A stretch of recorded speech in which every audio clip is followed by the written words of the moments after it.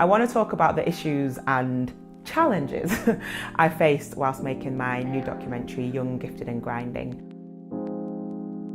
Finding a studio in London was also quite time consuming just because there was a lot of nice studios for a lot of money. So obviously they were automatic write-offs. We ended up finding a studio that actually wasn't really ideal for videography because it wasn't soundproof, but because it was cheap, it allowed us to get in all our studio days that we needed. So I'm in the studio and I'm just waiting for our first contributors. Some of the lights are off, but this is our setup. Yes, it's the team. It's the team.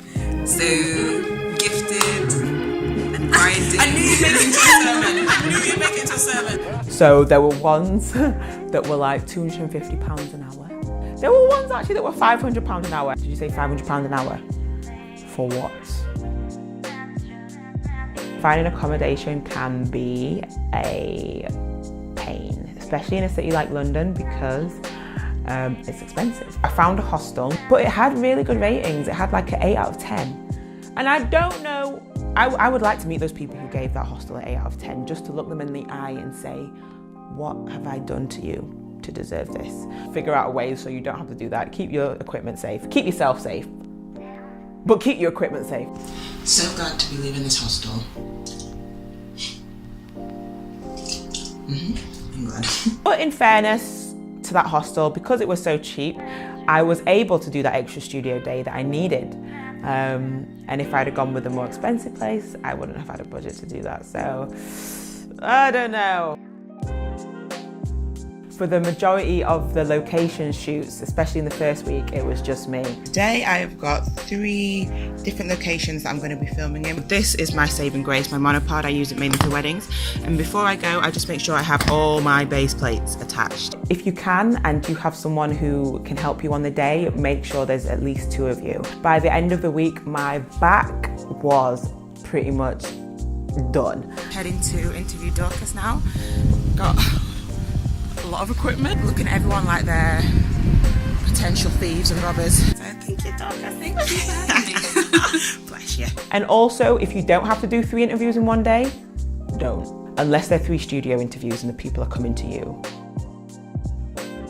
The interviews that worked best were really the interviews that I had about 2 hours with the contributors. 10 or 20 or 30 minutes isn't really enough time to get a full, complex and in-depth interview, as well as cutaways and B-roll footage.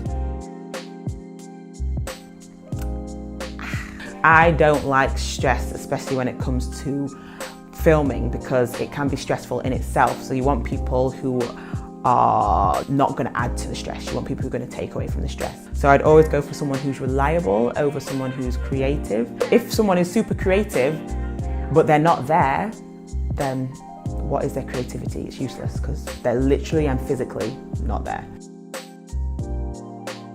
The bane of this whole entire documentary has been sound. This thing right here.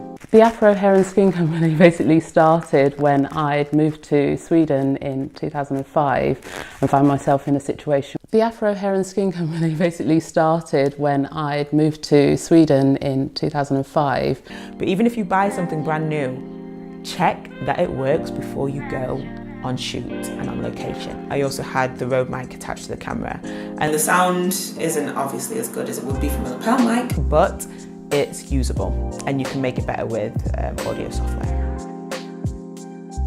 Each night at the Dusty Hostel, I would back up my footage. I hate deleting footage off the SD card if the final project isn't done. Because who knows, your hard drive that you've backed up your footage onto could get broken.